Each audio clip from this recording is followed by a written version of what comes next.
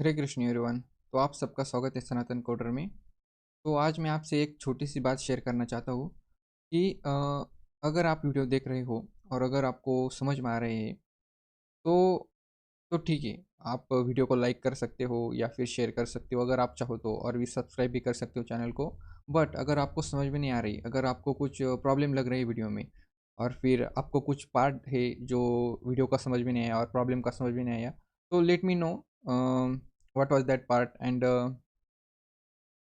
मुझे किस पॉइंट पर वर्क करना चाहिए, और कैसे मैं बेटर कर सकता हूँ आप लोगों के लिए।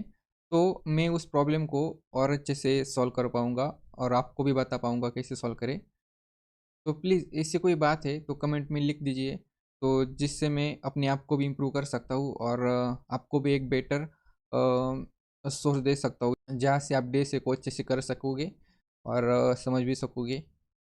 तो चलिए आज का प्रॉब्लम स्टार्ट करते हैं। तो आज का हमारा जो प्रॉब्लम है वो है शॉर्ट कलर्स। तो पहले डिस्क्रिप्शन पढ़ लेते हैं। Given an array nums with an objects coloured red white and blue, sort them in place so that objects of the same color are adjacent with the color in the order of red, white and blue. We will use the integer 0, 1 and 2 to represent the color red, white and blue respectively. You must solve this problem without using the library sort function.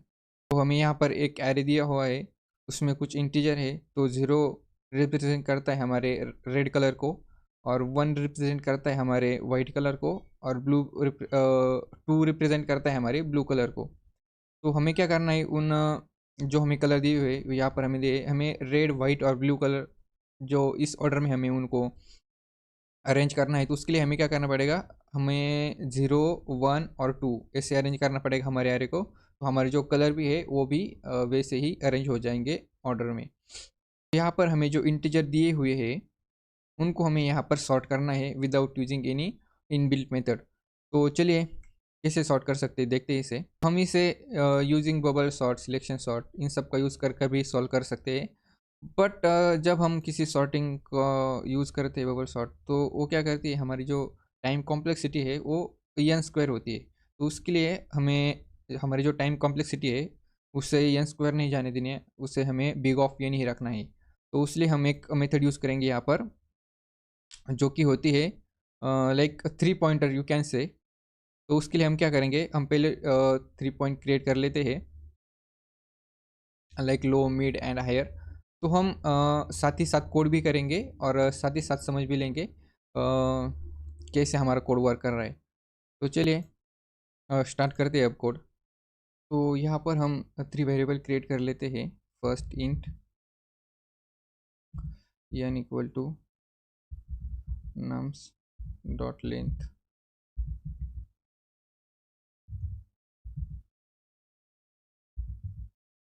उसके बाद int हमारा first variable होगा जो होगा लो, उसे हम L से denote करेंगे। उसकी वैल्यू होगी ज़ीरो। इंट हमारा मिड होगा, पहले तो हम मिड और लो दोनों को ही ज़ीरो ही रख देंगे। उसके बाद हमारा हाई होगा एच, उसे हम रख देंगे एन माइनस वन। तो हम यहाँ पर एक व्हाइल लूप रन करेंगे जो कि हमारे लो को हाई से आगे जाने से रोकेगा और हमारे हाई को लो से नीचे जाने से रोकेगा। तो उसके लिए हम क्या कंडीशन डालेंगे यहाँ पर, low always less than equal to our high.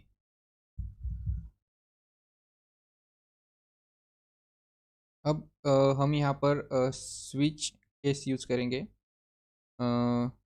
हम यहाँ पर इफ एल्स भी यूज़ कर सकते हैं, पर यहाँ पर हमें जो स्विच है वो अच्छे से बैठता है।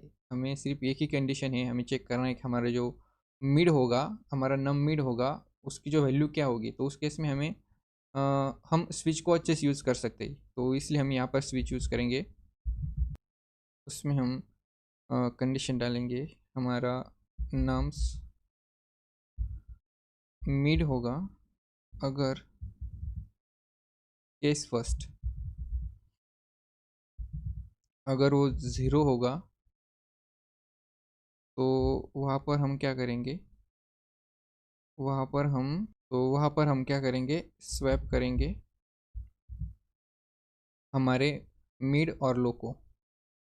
तो उसके लिए हमें क्या करना पड़ेगा, एक स्वैप मेथड क्रिएट करनी पड़ेगी। तो पहले मैं यहाँ पर उसमें हमें क्या देना है, हमें नम्स देना है आई जेन आई, हम मिड और लो देना है। तो हम पहले लो दे देते हैं, उसके बाद मिड देना है। तो हम यहाँ पर एक फंक्शन क्रिएट कर लेते हैं,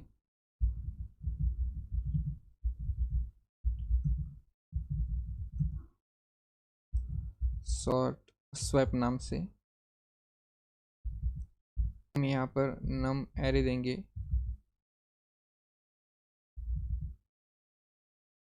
उसके बाद हम यहाँ पर इंट आई देंगे और उसके बाद इंट जे, और यहाँ पर एक टेम्प वेरिएबल क्रिएट कर लेंगे।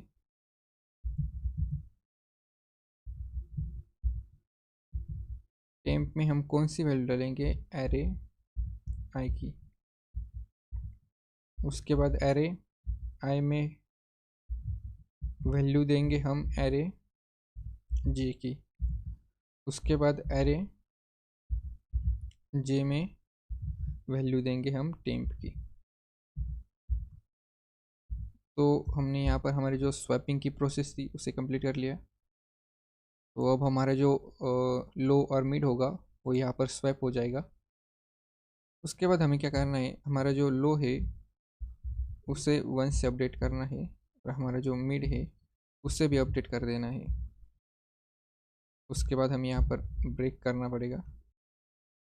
अब यहाँ पर हमारी केस सेकंड आएगी, जो कि होगी अगर हमारा जो नम्स मिड है अगर वो 1 होता है तो उस केस में हम क्या करेंगे, अगर वो 1 होता है तो उस केस में हमें सिर्फ हमारा जो मिड है उसे अपडेट कर देना है। हमें कोई स्वैप और कोई और मेथड करनी नहीं, यहाँ पर हमें सिर्फ हमारे यम को अपडेट करना है यहाँ पर, और यहाँ पर ब्रेक कर देंगे।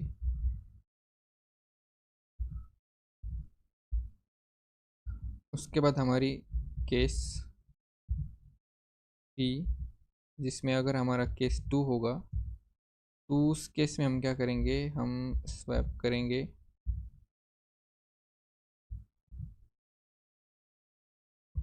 फर्स्ट तो नम को देंगे एज एरे। उसके बाद हमें यहाँ पर स्वैप क्या करना है, हमारा मिड और हमारा हाई। हम यहाँ पर हमारा मिड और हाई दोनों को स्वैप करना है। अगर हमें वहाँ पर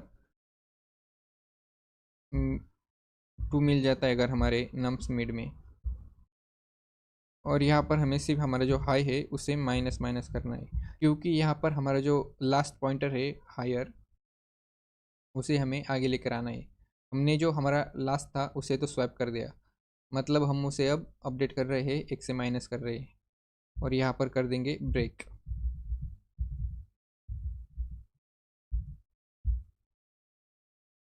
तो यहाँ पर हमारा कोड तो कंप्लीट हो गए है। एक बार इसे सबमिट कर कर देखते हैं, रन कर कर देखते हैं एक बार इसे।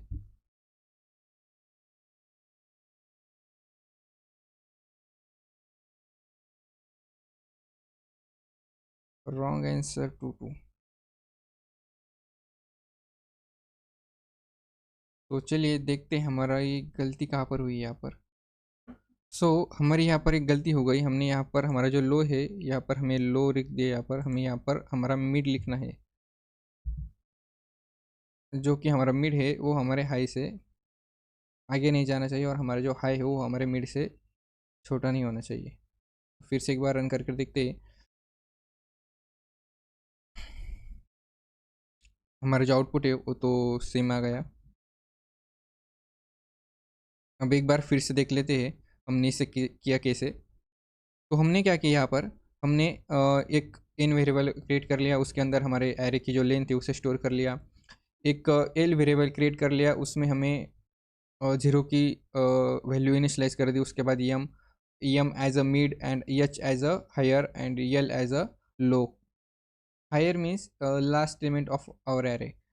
तो यहाँ पर हमने क्या किया, उसके बाद एक वैल्यू प्रिंट किया। उसमें हम क्या कर रहे हैं, हमारा जो मिड है उसे हमारे हायर से आगे नहीं जाने दे रहे, और हमारे अगर हम हमारे हायर को भी अपडेट कर रहे हैं, उसे माइनस कर रहे हैं, तो वो हमारे यम से छोटा नहीं होना चाहिए।